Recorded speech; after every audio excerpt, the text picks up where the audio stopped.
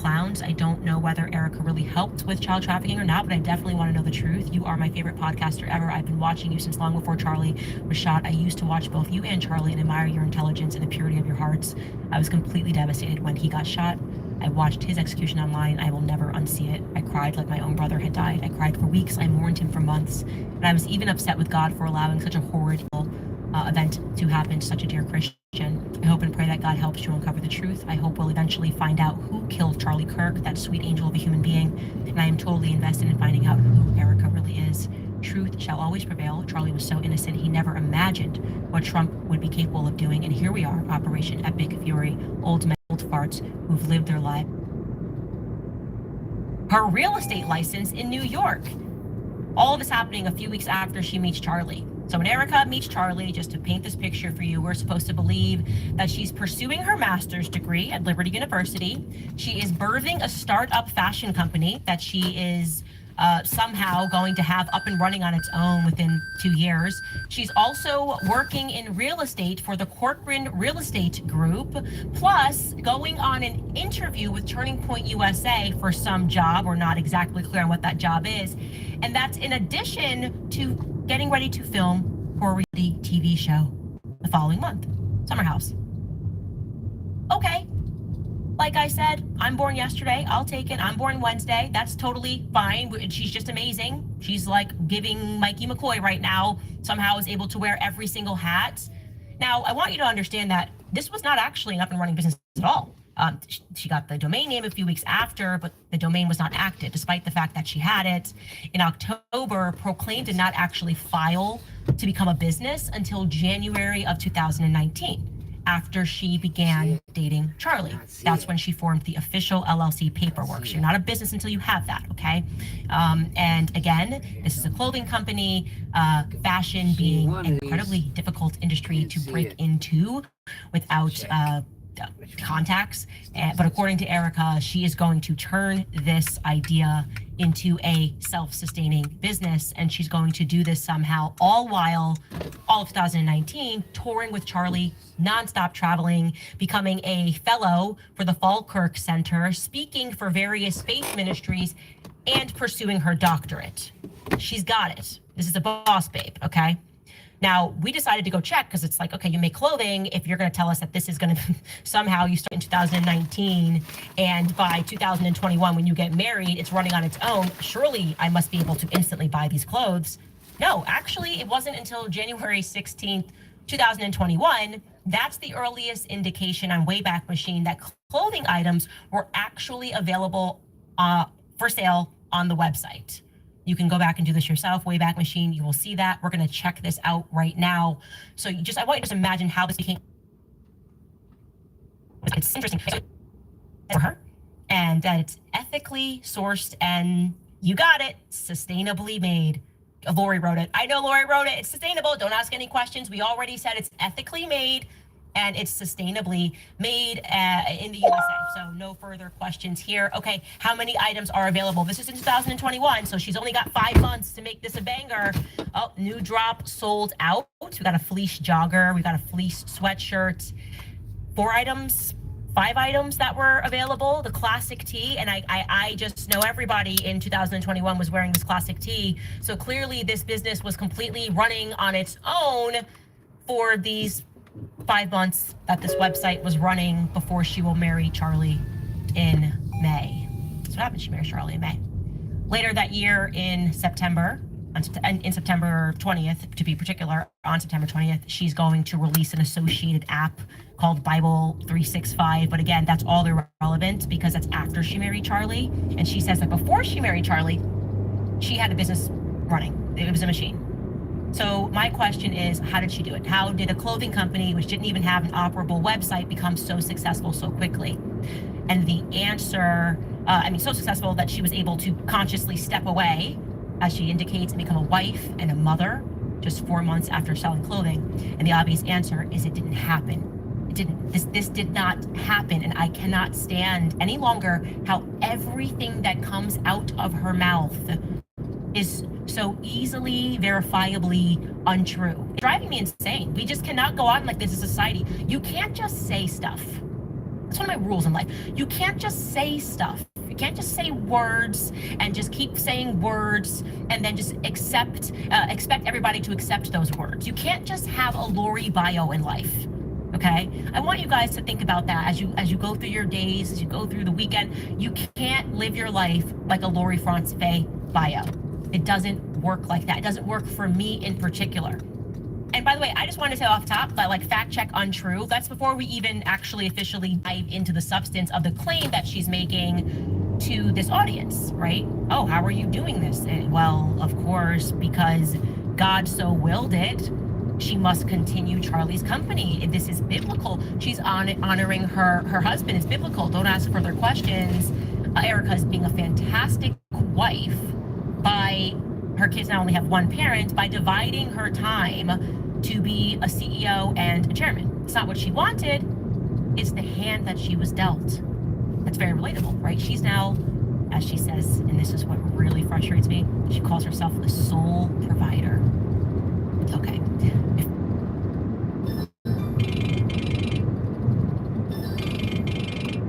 Hey, what up? Oh. I don't know what happened earlier, but I had a minute. So, there's this girl. I get into some weird stuff. God has shown me some strange stuff. So, she's 7 years old, and she won Norwegian Idol. Out of the whole country, she was number one, 7 years old. She performed probably 8 or 9 times. Perfect. And she could sing like a 30 to 40-year-old woman. Wow. So, it sounded like a demon, kind of. And so, like a demon was singing through her, the living through her body, you know what I mean? Right. Watch her mannerisms and how she acts. She acts like a full-grown lady at 7. So then, at 9, she sang a song called You Put a Spell on Me, and better than the 52-year-old woman that first sang it. At 9 years old, or 8. So then, she won American Idol at 13. Angela, and Jordan. And so, at 13, she sings barefooted. She said she could feel the vibrations of the earth and stuff. So, she's very strange. Today, she's almost 20, around 20. She could be one of the most famous singers in the world. She chooses just to go around and sing at malls and have fun. She's already won 2 American Idols, and she don't really care. She's just that talented. It's insane. It's weird. So she looks like a witch to me. She dresses like a witch. Wow. So I'm thinking this is some type of demonic thing. You know what I mean? It's that when she says you put a spell on me, she makes animal noises and weird stuff through the mic. At 8 years old, and everybody's like, "Oh, it's so awesome that she's able to do this sound." I'm like, she's got a demon in her. What are y'all talking about? So I sent it to, listen to this, Ramona. I knew that Ramona's singing and her weird stuff is so odd, right? So she said, "Yeah, Tom, I used to do the same thing when I was 11." Listen to me. I said, "Okay, that's where it started." So I'm thinking to myself, that's where she got her first demon. That's where she went to bars and party, you know what I mean? Yeah. Watch, she's chasing men. And guess what this other one's doing? This Angelic Jordan, whatever, really pretty straight up Norwegian white, you know what I mean? Just beautiful. They both have man problems. So this one's about 20, and she's already singing about how she's lost men, and so she's got that sad spirit about her, you know what I mean? Like Ramona. It's funny. I see Ramona as that's a younger version of Ramona, except she's more talented than Ramona.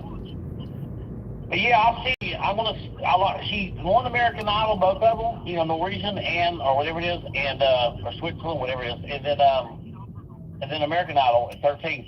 But in the middle is where she's saying, "You put a spell on me." I'm gonna send you that video. You're gonna flip out, brother. Right. You're gonna say, "God, we need to go find her, put some anointing on her head today." Can't wait to see it. And then when you look up her name, listen to this, and you look at her singing today, it's all about Jezebel. You can tell. You can look at her. Then she kicks her shoes off. The Lord showed me that's how she connects to the earth for her earthly power, the witchcraft. Wow. Yeah, she keeps. I don't care. Listen, she doesn't. She gave her shoes away to somebody. Allison knew this. Not Allison, but Ramona knew this. But this is strange. Wow, how would Ramona know this? She, real quick, she texts back and says, "Yeah." She kicks off her shoes because she gave them away to somebody, and since then she connects to the earth or something weird like that. So Ramona says, "I used to do that." There you go. So I'm starting to. Ain't it funny how God reveals weird things? Yeah. I mean, so Ramona's a great singer. She really is. This is what time is almost 10. All right, brother. Well, look, I wanna send you this video, and when you see it, you're gonna feel like you're in a room with demons Okay. when you hear the music. Yeah. So it's and you gotta keep in mind she's almost 9. Okay. Think about how old is your granddaughter, the one that's around that age? 10. Yeah. So imagine her being 2 years younger singing this song. So, I mean, she looks like an adult. Jim, she looks like a miniature adult. I've never seen nothing like it. So then I'll send you a backup one. They have one where she's 7 and Over the Moon by Fred Astaire. She sings that. Better than him, they said. And then she sings another one by Queen. It doesn't matter anyway. Nothing ever matters anyway. What's it called? Queen. Oh yeah, Queen. Song by Queen. Yeah, Queen the song. The song, not Queen the song, but the group Queen. Yeah. Singing Belly Recipe, whatever it's called. Anyway, nothing ever matters anyway. That song anyway. Yeah. I'll send you that one too, but she, it's gonna blow your mind. If you're gonna say it, I bet you agree with me, it's a demon. I'm gonna send it to you. All right, brother. I'll call you back in a little bit. I'm gonna send that to you. All right. God bless you. Peace. It discounts who Charlie was, how genius he was, how financially savvy he was. Like, she's trying to relate, like she's just like a single mom and working a 9 to 5, working at a restaurant, trying to make ends meet for her children, and the father's gone. No, she's not implying in any way here or being. Whoops, my bad. I didn't mean to do that. Okay.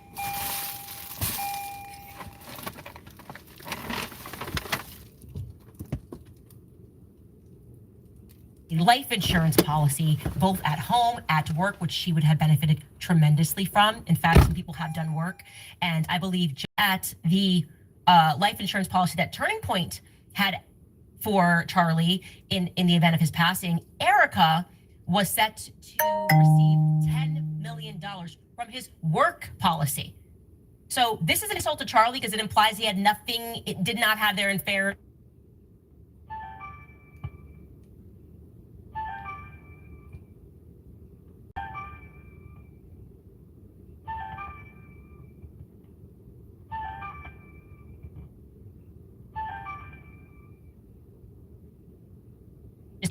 And was just like, oh, well, if anything happens to me, I hope my wife is able to assume my role. No, Charlie always had his financial house in order. Investments, whether he was investing in real estate, he had trust for their children. A life insurance policy would have been a no-brainer for him. And like I said, she benefited to the tune of millions. She also wants us to forget that, parking aside Charlie, let's actually pretend that Charlie was financially irresponsible and just, was able to run this massive business, but somehow never thought about his kids or his legacy. She wants us to then forget that millions were raised just for her and the kids by complete strangers online that were just starting GoFundMe and $1 million here, $1 million there. She's also trying to pretend that she's not a multimillionaire who did an alleged $1 billion deal with a man named Pierre. No, she wants you to believe that she is just like you, only worse off because she's a single mom trying to survive for the sake of her kids, with a private jet and drivers. This girl doesn't even touch her own door handles, just to be clear. She's constantly got, also a fleet of security, but she's just like you. This is the hand I was dealt. I'm the only provider, so I got to get on my private plane and speak. And like I said, what about people that actually knew her that raised millions for her and the kids? Forget the complete strangers, but also people who just knew her and did it publicly, like Tucker Carlson. Do you guys remember that? He alone, his Out company, raised $5.4 million for her. Okay, this is still up. He set out to raise 6. They raised 5.4 million. I actually think it was less than he kept blowing through it, so they kept raising it and raising it and raising it. $5.4 million, very clearly to help provide for Kirk family's future. It was for Erica and it was for the kids. And Give, Send, Go is not GoFundMe. They don't take a huge percentage. They don't take a percentage at all. That is what Tucker Carlson was able to provide, just Tucker Carlson. So what is she doing actually? Why is she just saying words? She's saying words because she lies. She lies all the time, and we're supposed to just take it. We're supposed to just be like, yes, she's just trying to deal with this. She doesn't even, it's so hard. She had to find a job, and it happened to be her husband's. Okay? I fully agree that this person, this human, wanted power, and she seized it. That's why she didn't even flinch. She didn't even wait a week before she was in that office doing sit-down interviews at her home with the New York Times. She didn't even wait a week to pretend that she was grieving. She was back in the office. She cannot honestly state, and by the way, this is just a matter of common sense, Erica cannot honestly state that her focus is both on her children and on the company, because it's not possible. It's just not possible in a one-parent home. It isn't. Even if she had a job that was part-time in a one-parent home, she would be being crushed by her schedule. Okay, that's the whole thing. You're designed to have 2 parents in the home, and now she has to step up to the plate, pretend she has to step up to the plate, and she's going to take on not a regular company, but an empire. She's just going to take on Turning Point USA, and she wants us to believe that she's both putting her children first and putting the company first. Now, I assume that Erica knows that I get leaked everything. By now, they clearly know that. And, there was a ton of tremendous public backlash when I had released the 2 Zoom calls. Particularly, people were sort of unnerved by, I don't know if she mentioned the kids at all, her kids at all, but how little she mentioned.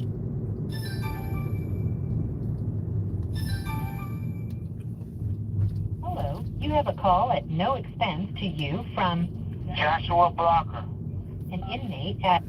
This call will be recorded and subject to monitoring at any time. 3-way calls are not allowed per ADOC Administrative Regulation 431. Inmates violating here. Don't violate 431. Using IC Solutions. You may begin speaking now. What up, bro? Chilling? Yeah. Heading to Chili's. I ate some. I ate a burrito with Cheetos mixed with a soup, and it was good. I got 15 bags of coffee left. I counted them, and that's 3 bags a day all the way through Tuesday. So I definitely I'm over now. So I'm doing good. What's up with you? Chilling. Going to Chili's. Going to Chili's? I got some food. Somebody. Yeah, they got good food. Yeah. So.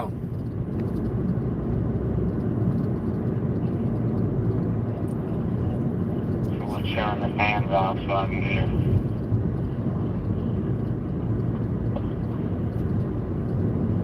I'm listening to this lady that's friends with this guy that he got shot, right? Charlie Kirk. And Yeah. she's talking about Charlie Kirk's wife. It's Charlie Kirk's wife, he's a scam artist.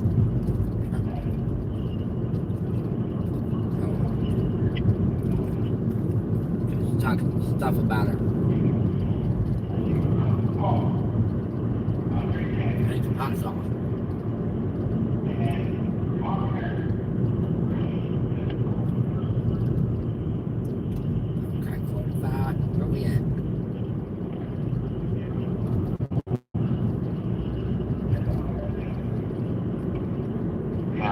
good night, though. I ate some. Yeah, I'm eating now. Okay, that's all good. God bless. And, God bless, this day. Amen. It's been a good day. Yeah. Yep. So, yeah. So I counted the coffee. It's pretty cool. I got coffee. I got coffee and I had a little shot. I'm still doing my hour thing. And everything's working out good.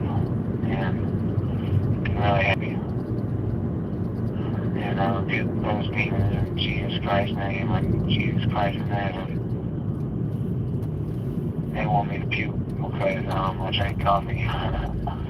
And then they say the coffee's not working. I'm like, no, it's working. These guys got like something better to do. They seem to have not done so yet, so it's all good. Yep. The Lord rebuke you in the name of Jesus Christ of Nazareth. Yeah. Lord, rebuke you, demons, in the name of Jesus Christ of Nazareth. Amen. It's good.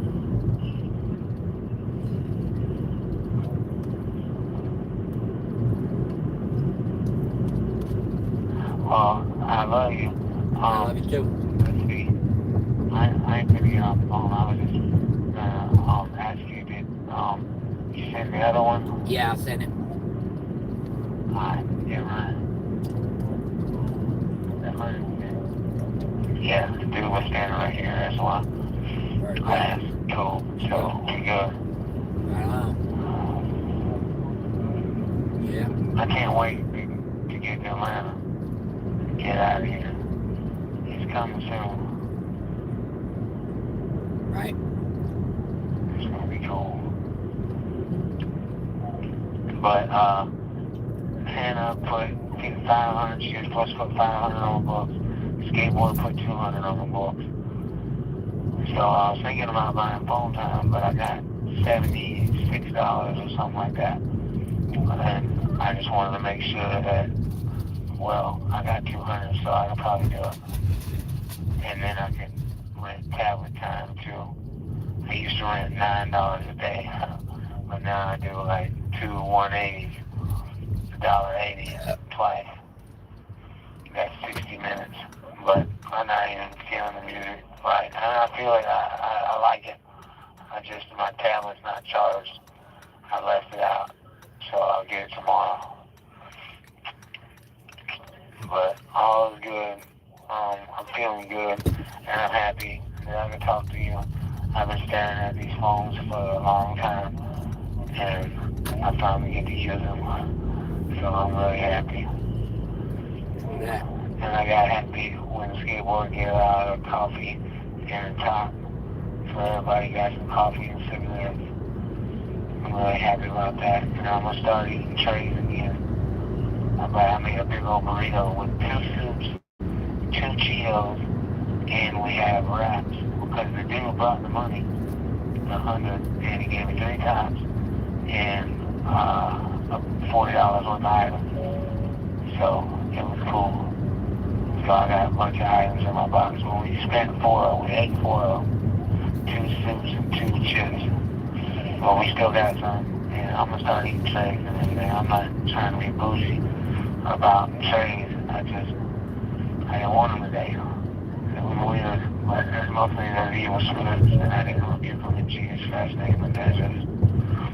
But I will more if they come back, but they're gone now. But it's all good. I got 15 coffees, man. I'm happy. You ain't lying. You talk to Mickey and them or any? I talked to AJ, I think, a couple days ago. I was going to call Crockett tomorrow in the day while he's at work. I don't think he's working right now. Seems like he ain't working. Huh? Don't seem like Crockett been to work. I don't know. I may be wrong. Maybe he's going tomorrow. His schedule's weird. I'll never know. Amazon. He's got an electric van. It's electric. All electric. Yeah. So they supply the car while you're making deliveries. Huh? So Amazon gives you the van to drive Yeah. while you're working. Yeah. It's a big old You van. get truck fixed. Yeah.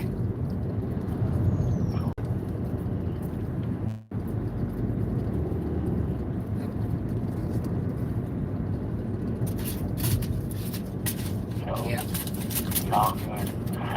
Yeah. AJ got his money already. Big Crockett and Mickey getting theirs tomorrow. I think they figured out how they're gonna get it.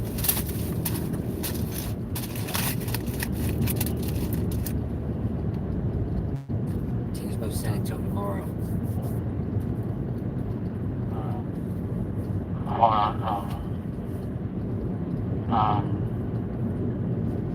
I just want some, coffee. Because, buying the peanut butter sandwich. I got one on the bed. And we just ate, so I'm trying to have them out. Here, give me some coffee.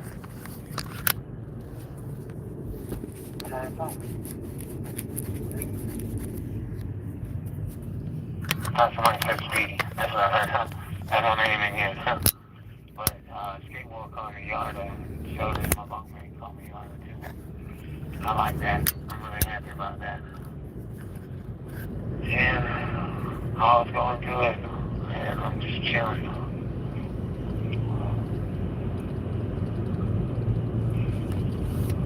Skateboard's dope. Yeah. Giving away coffee and cigarette. That's really nice.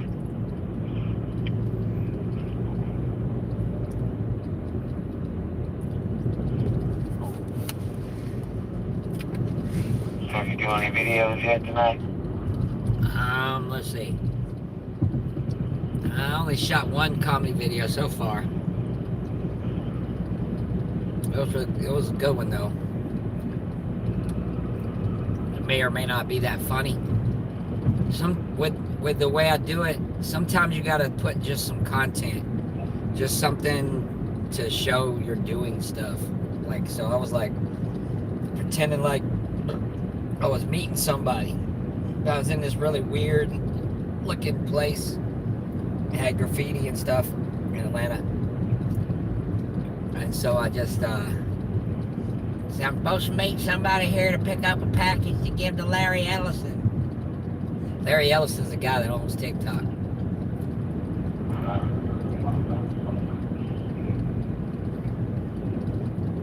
I just make a little video.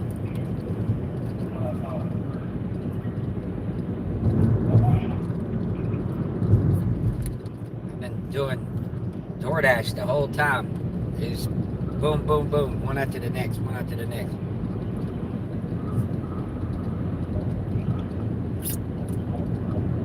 Thank you.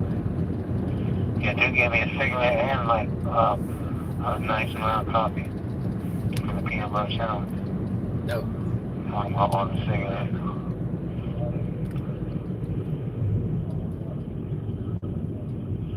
Dope. I got a top. I already had coffee. So I gotta space it out. Almost 8 cup of coffee. I just had a shot. So I got a cigarette. Skateboard the other night. I got matches out smoking a little bit. But yeah, man, we doing good in H2. They did me good though. Gave me a coffee ball and a cigarette for a peanut butter sandwich. That was pretty cool. Yeah, I owed him like 3 items. And see, I was telling him 3 items, so it could have been like, 3 whole items. But he was like, no, I'm just taking legitimate you know, because Cheetos are 2 items. He said legitimate set items. And then he gave me, I gave him 8 items, and then he gave me grilled cheese, crackers, and made it 7. So he does good business. And he just gave me a big shot of coffee and a cigarette for a peanut butter sandwich. Dope. So I'm pleased. Yeah. That's dope.